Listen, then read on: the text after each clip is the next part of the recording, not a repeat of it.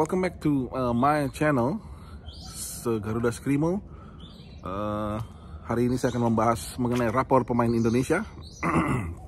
Rapor pemain Indonesia di pertandingan melawan Australia satu persatu, dan alasannya kenapa saya memberikan nilai tersebut ya. Kita mulai dari lini belakang. Pertama sudah pasti Martin Paes.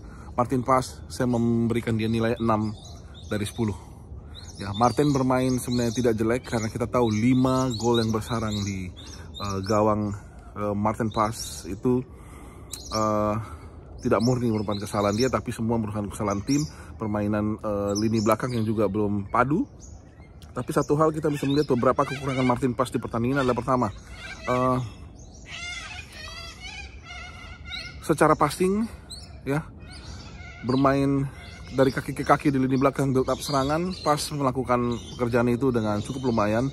Namun kalau kita lihat shot stopping dia hari ini tidak terlalu baik. Kemudian dengan gol-gol Australia, ada 2 dari corner juga. Saya melihat bahwa Martin Paes hari ini kurang berani keluar ya, memotong crossing seperti 2 gol Australia dari corner sepak pojok itu tercipta karena 2 hal. Pemain kalah berduel, dan Paes juga sepertinya agak takut untuk keluar mengambil bola dan memotong atau meninju bola. Jadi pada umumnya penampilannya hari ini biasa-biasa saja ya. Saya nggak bilang buruk karena ada beberapa penyelamatan yang dilakukan oleh Martin Paes.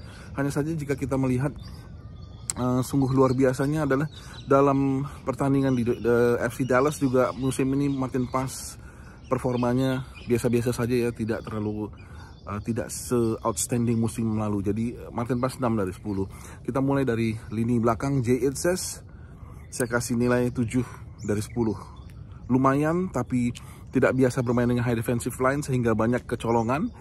Dan di sebelah kanannya ada Mace Hilgers. Mace Hilgers bagi saya lebih ke 5 dari 10. Jadi saya tahu Mace itu adalah pemain yang sangat luar biasa. Mace itu adalah pemain yang sangat top, tapi dalam 2 kali penampilan dia melawan Indonesia, selain karena dia tidak bisa bermain full dan cedera, Mace itu cenderung tidak semenonjol ketika bermain di Twente. Nah, kita juga belum tahu apakah sistem dan adaptasinya yang masih berkurang atau chemistry-nya belum dapat sekali dengan Jay Etzes. Tapi Mace buat saya hari ini 5 dari 10, tidak terlalu eksplosif, gagal mengcover daerahnya sehingga sayang. Tapi kita tetap percaya Mace pemain yang sangat baik. Oke. Kemudian kita kembali ke left center back, itu adalah Calvin Verdonk. Calvin Verdonk dipaksa tanda kutip main sebagai left center back sehingga penampilannya biasa saja karena dia memang tidak boleh meninggalkan posisinya untuk naik ke atas. Calvin Verdonk saya kasih 7 dari 10 juga. Kemudian di lini sebelah kanan ada Kevin Dix. Kevin Dix terlepas bagi saya dari kegagalan penalti dia yang bisa saya dialami Cristiano Ronaldo, Steven Gerrard, banyak pemain-pemain luar biasa yang juga pernah mengalami, bahkan Messi pun pernah gagal penalti. Kevin Dix saya kasih juga angka 7 dari 10 ya. Bermain biasa-biasa saja tapi tidak istimewa ya. Ini skor semua adalah skor awam.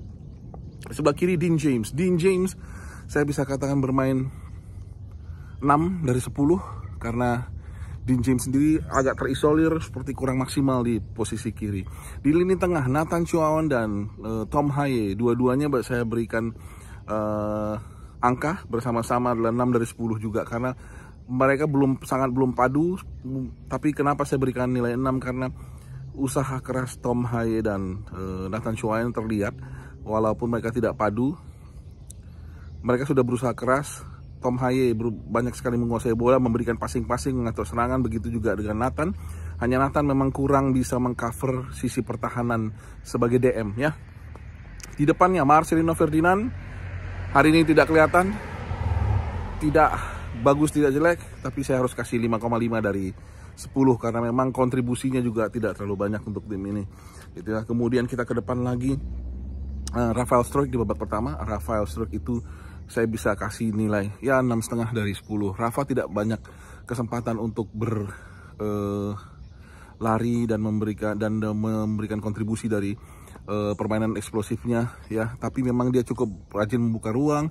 Beberapa kali Indonesia punya peluang di babak pertama dan Penalti Indonesia didapat juga karena pergerakan Rafa ya, yang membuat Australia cukup panik ya. Jadi Rafa saya boleh kasih, tadi saya udah bilang ya 6,5 dari 10. Kemudian setelah Rafa kita pergi ke sisi tengah, Ole Romeni hari ini adalah 9 dari 10 atau 8,5 dari 10 karena effortnya, kerja kerasnya, tidak pandang tantangan gitu loh, tidak, tetap terus ya berlari kemana-mana, dan gol yang istimewa ya oleh Romeni. Nah berikutnya untuk pemain yang masuk, Sandy Walsh saya tidak bisa memberikan satupun angka karena cuma bermain 6 menit walaupun menggantikan Mace Hilders ya, walaupun cukup lumayan tapi tidak cukup untuk memberikan angka.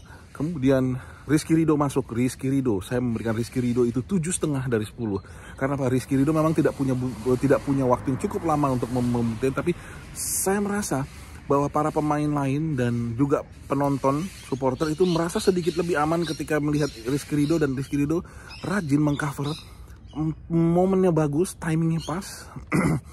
Sehingga akhirnya bisa mengcover daerahnya dengan baik. Jadi 7,5 hanya karena kontribusinya dari sisi waktu tidak terlalu banyak ya.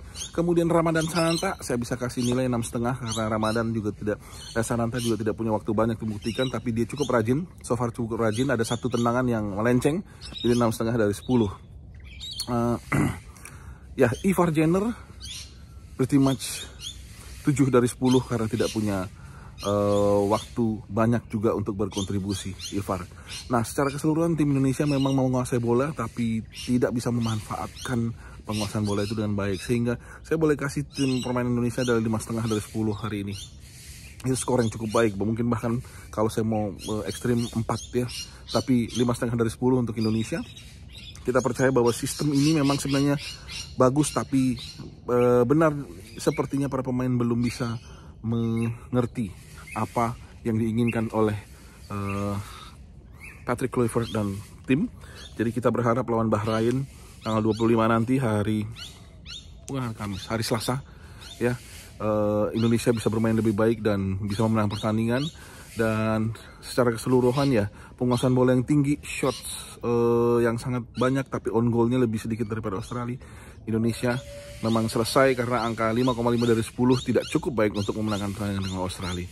Thank you so much sudah mendengarkan video saya, menonton, bantu saya untuk mengembangkan kemampuan saya juga, mengembangkan channel ini untuk bisa share lebih banyak kepada teman-teman dari sisi awam. Bagaimana sih pendapat kita ya? Thank you so much, bantu saya like videonya, subscribe channelnya, dan share ke teman-teman untuk bisa lebih mengembangkan channel ini. Thank you so much.